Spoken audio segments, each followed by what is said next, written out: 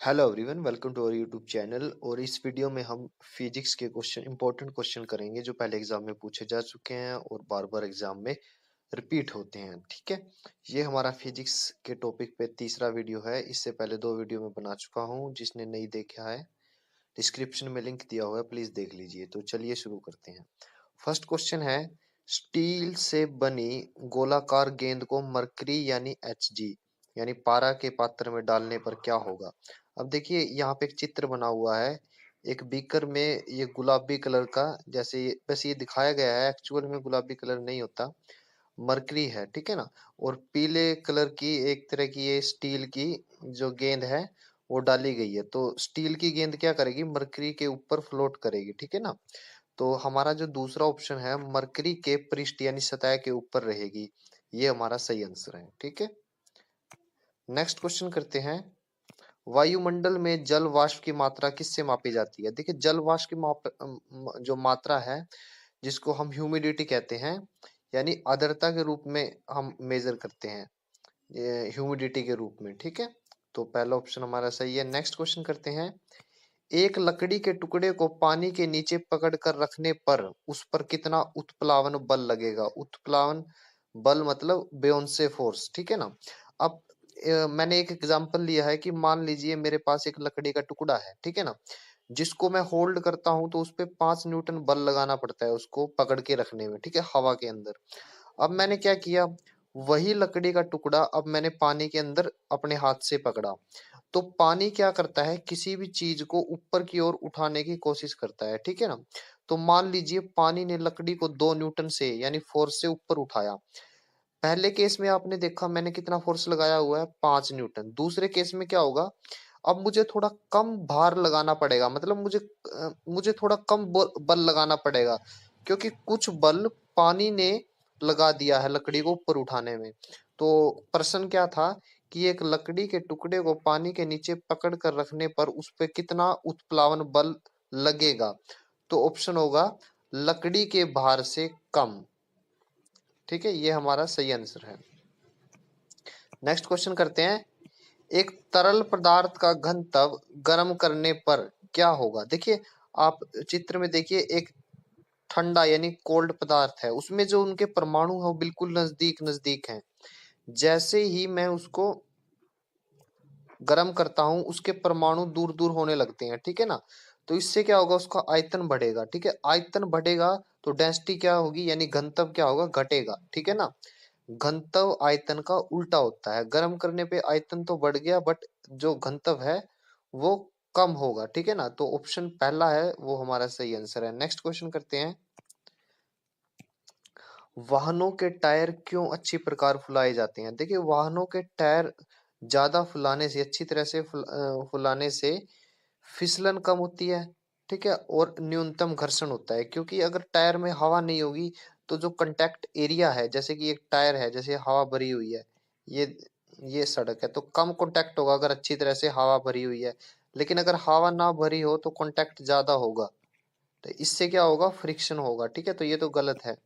तो फिसलन से बचने के लिए और न्यूनतम घर्षण हेतु हम वाहनों के टायरों को अच्छी प्रकार हवा से भरते हैं। तो तीसरा ऑप्शन हमारा सही है। नेक्स्ट क्वेश्चन करते हैं।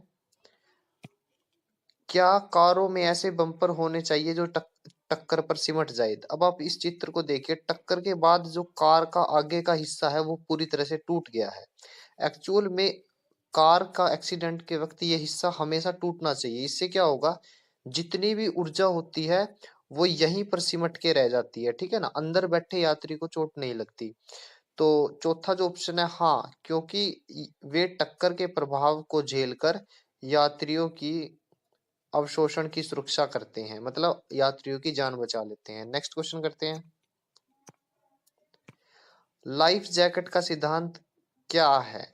ठीक है, जब हम लाइफ जैकेट पहनते हैं तो हम नोटिस करेंगे कि जो थोड़ी सी फुली हुई रहती है, ठीक है ना, इससे क्या होगा, हमारा आयतन बढ़ जाता है। तो ऑप्शन देखिए, यह डूबते व्यक्ति को ऑक्सीजन प्रदान करती है, ये तो गलत है। यह व्यक्ति को उतराता रखने के लिए उसके आयतन में वृद्धि कर देती है, देखिए ये ऑप्शन सही है, आयतन में वृद्धि करती है, ठीक है ना। नेक्स्ट क्वेश्चन करते हैं।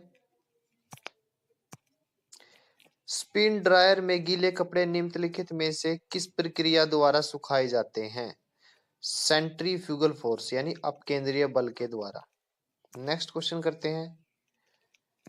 जब झूले पर बैठा कोई व्यक्ति उस पर खड़ा होता है तो झूले के दोलन की आवृत्ति यानी फ्रीक्वेंसी क्या रहती है?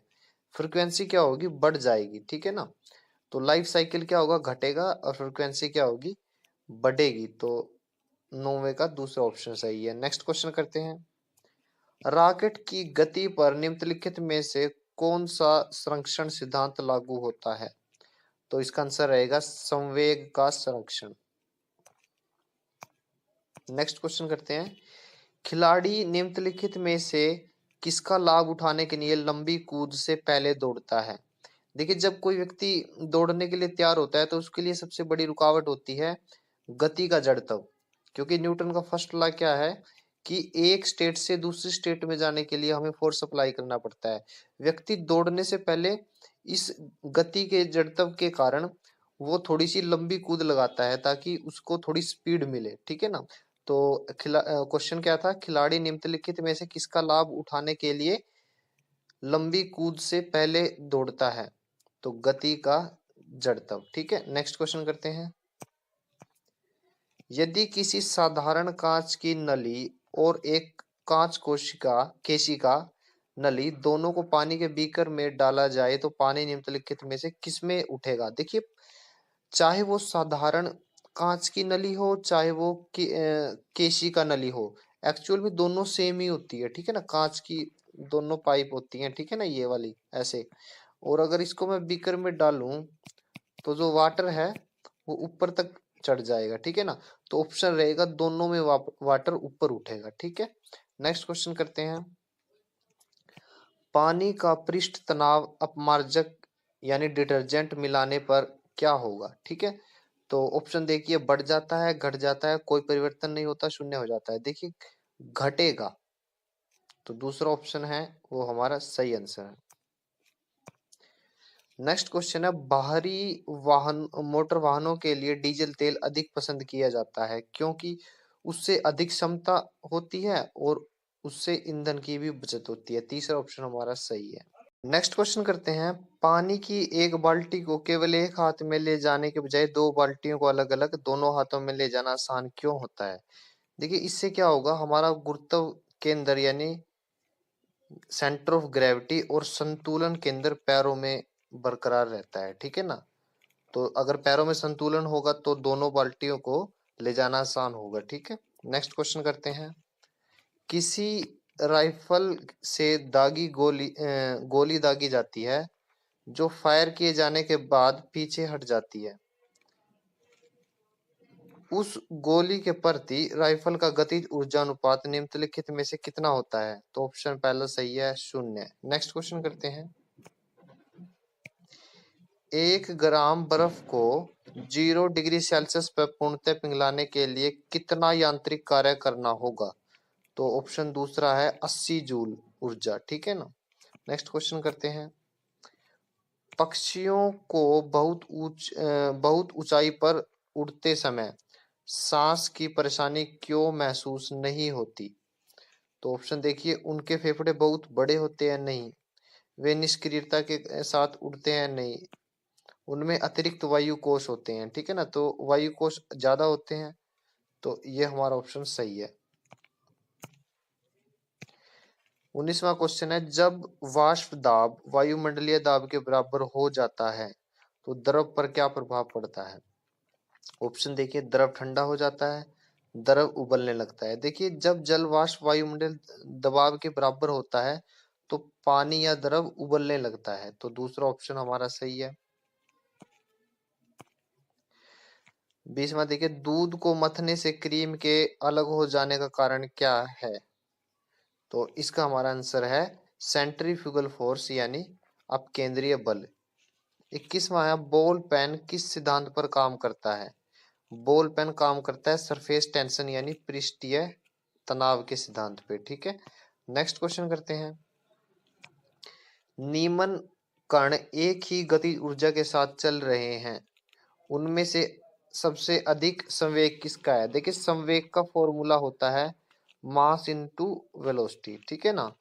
तो इन चारों जो ऑप्शन है, इलेक्ट्रॉन, प्रोटॉन, न्यूट्रॉन और अल्फा पार्टिकल, इसमें जो मास होता है सबसे ज्यादा अल्फा पार्टिकल का है। तो मास ज्यादा होगा तो संवेग भी ज्यादा होगा, तो अल्फा पार्टिकल हमारा सही आंसर है। नेक्स्ट क्वेश्चन करते हैं, वायु की ऊर्ध्वाधर गति को कहते हैं। तो इसका आंसर रहेगा वायु प्रक्षोभ। नेक्स्ट क्वेश्चन करते हैं, जब हम भूमध्य रेखा से उत्तर ध्रुव की ओर जाते हैं तो गुरुत्वाकर्षण का त्वरण कैसा हो जाता है। देखिए पोल्स पे जो ग्रेविटेशनल फील्ड है उसका जो एक्सेलरेशन ड्यू टू ग्रेविटी है वो बढ़ती है। तो ऑप्शन तीसरा है बढ़ता है, ये हमारा सही आंसर है। 25वां क्वेश्चन करते हैं, क्रिकेट की गेंद को किस कोण से मारा जाना चाहिए ताकि वह अधिकतम क्षैतिज दूरी तक जा सके। तो इसका आंसर रहेगा क्षैतिज से 45 डिग्री कोण पर।